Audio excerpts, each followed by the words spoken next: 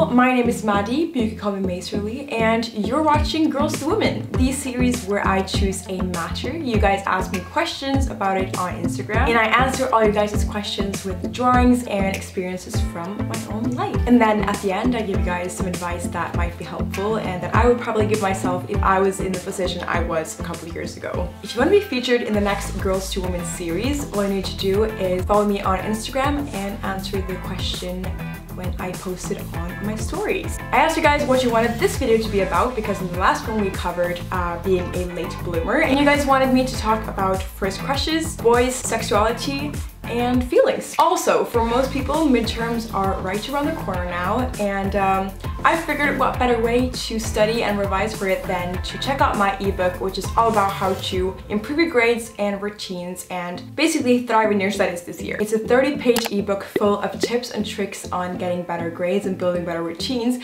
and if you buy the Pro Kit, you will also get 2 videos. Links to download and buy the ebook will be down below. And yeah, I think that's it. Let's get right ahead and get into this video. During puberty and whilst growing up, you will start to discover your own sexuality. Perhaps you even had a bit of a crush on a guy or girl before, and it left you with a little bit of an indicator about your sexual orientation. I remember when I was about 14, and this was before I had my first period, if you remember my late bloomer video, and I was concerned about the fact that I still didn't fully feel like I knew what I liked. Sure, me and my girlfriends would chat about guys and talk about how good looking some of them were, but I never had feelings for any one of them. And as a matter of fact, there were plenty of girls who I thought were equally good looking as the guys. We just didn't talk about it in the same way. So there I was, a 14-year-old girl who had no clue about her sexual orientation. And what did I do? Talk to my mom and my friends about it. I swear, so many of my questions and insecurities has been solved and at least made me less worried about simply by talking to my friends or mom about it and hearing their point of view.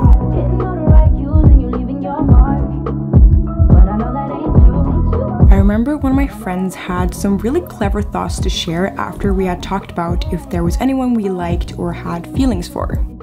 I of course said that I didn't really know yet whether I was sexually attracted to boys or girls. Perhaps girls, perhaps boys. I didn't know. She then cleverly replied, "Well, I'm sure you'll figure it out. But it's really great that we're living in a day and age where it's become so acceptable to be you, to like what you like, be it the same, the opposite gender, or both." Of course, this theory she proposed may vary from culture to culture, but I believe we can all agree on the fact that it has become much more acceptable worldwide today to be gay, lesbian, or bisexual than it was, let's say, 50 years ago.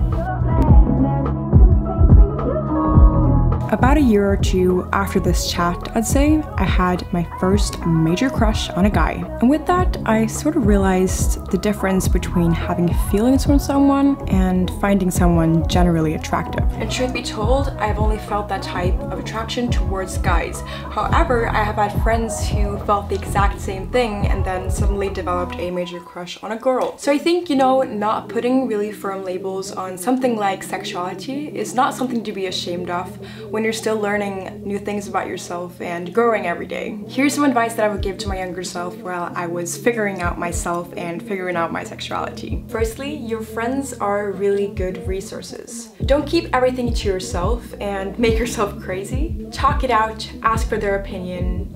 If you're with your closest group of friends, then they're bound to be understanding. It can be confusing to not know what you like, be it boys, girls, or both. You may start feeling that because you see someone in a certain way or feel a certain way when you're with them, means you now finally discovered your sexual orientation. However, when you know, you know. When that feeling hits, you'll know for sure.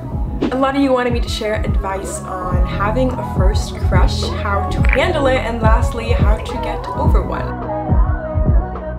So let's take a trip down memory lane, shall we? Oh, my first crush. Where should I begin? This was in the beginning of my first year of high school. It was a really fun time, so many new places, people, and things to discover. It was also in that time I developed a major crush on a guy I'd never talked to. Something I feel is quite common from what I've heard about other people's first crushes. They're entirely based on looks and what you've heard about a person. In a way, my first crush sort of resembled the way other friends of me felt towards Justin Bieber, Zac Efron, and you know, all the other hot guys back in the days. I recall I would do tons of weird stuff just to find out more about my crush instead of straight up talking to him. And it was hard because we weren't in the same year in school and mutual friends were, well, sort of difficult to find. But for some weird reason, all the things I discovered about him in my head made him more appealing. This even applied to things that I hadn't even liked before. It was as if I was creating this perfect image in my head of this person I didn't even know, and I would start liking all the things that he would just so that we could be similar. And it may sound super weird and just really wrong to do that, but in the moment, it was the most natural thing to do.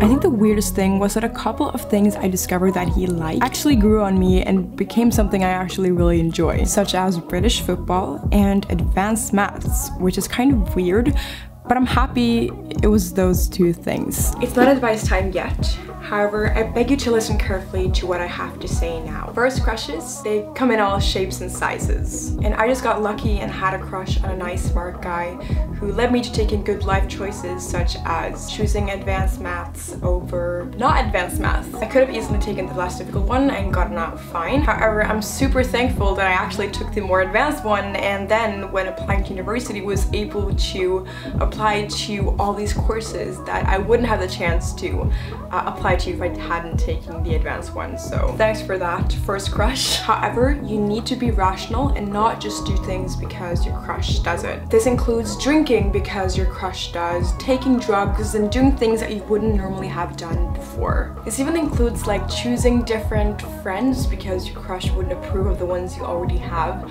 or choosing different subjects in school because you would otherwise outsmart your crush, or your crush wouldn't like the ones you're taking. I know it can be a difficult time and it might be so tempting to do all the things your crush does because you want to be similar to him, but stick to your true self and make good life choices. So what happened, Maddie? Where's our happy ever after? Well, I collected the courage to talk to him twice, once over text and once in real life, and he probably thought I was socially retarded. He also never encouraged a conversation, ever, even though we ended up being in the same small theater group. Once I realized my defeat, I added him on my social medias and said to myself, this is the last time I'll ever do something this stupid. And I was referring to the entire perfect image I had created in my head that had no real world connection. It was mere fiction, really. But I still got a bit sad when I had to give it up. So about a year after I first saw my first crush, yes, it took that long, I gave him up. And I never had a similar all looks-based crush ever again.